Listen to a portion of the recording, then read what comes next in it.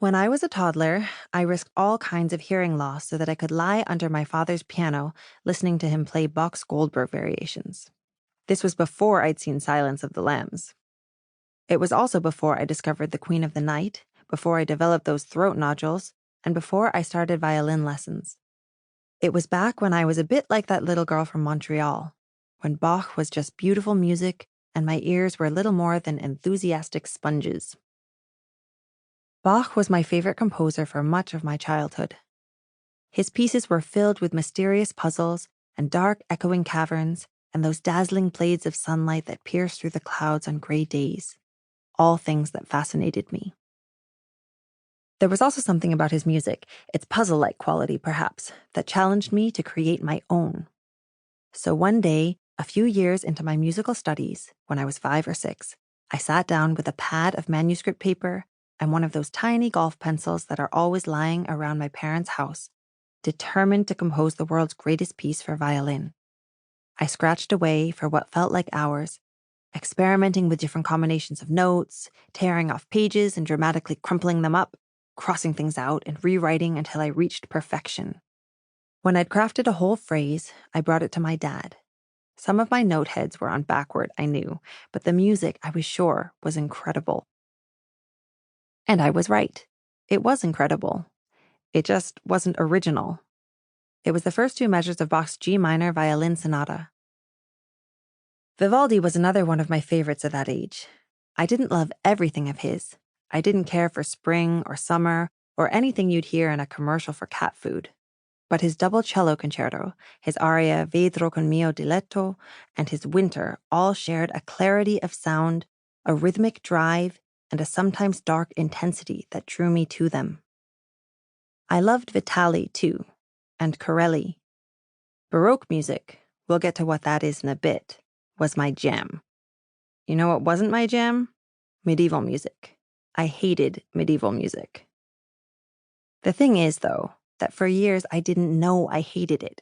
Or rather, I didn't know medieval music was a thing that existed.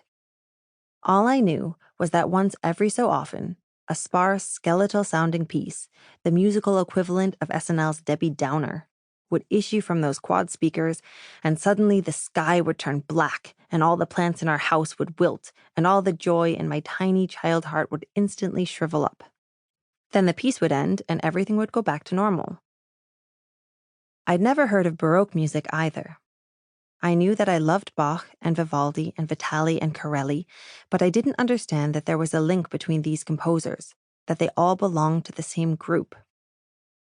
It wasn't until later, when I was 8-ish, and my mom put up a poster in our bathroom outlining the 6 different periods of classical music, that I made the connection.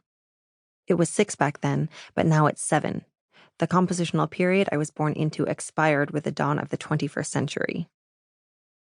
That bathroom was where everything started to come together in my mind, where I realized that nearly all of the music I hated came from one single era.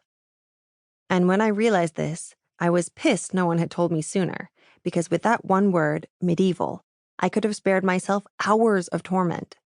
Which is why we're covering compositional periods here, in Chapter 1. Classical music isn't a thing. My kid was a much cuter toddler than I was. He had to be, because feeding him was a pain in the ass. He wouldn't eat anything that was green. It didn't matter whether it was an avocado, or a slice of kiwi, or the last of the pistachio macarons that Dada brought home for Valentine's Day. If it was tinted or flecked with anything from celadon to emerald, he fed it to the trash can monster before anyone could get it within smelling distance of his face. To him, the logic was clear. He'd tried a green food once before and hadn't liked it, so it stood to reason that he'd find all other green foods equally objectionable. Most people approach classical music in a similar way. They've heard snippets of it in movies and commercials and elevators, snippets, mind you, that are often chosen to support whatever stereotype said movie, commercial, or elevator is trying to promote. And they think they know how they feel about the entire body of work. But just as kale tastes nothing like Granny Smith apples, which tastes nothing like pistachio macarons, Mozart sounds nothing like Shostakovich, which sounds nothing like Wagner.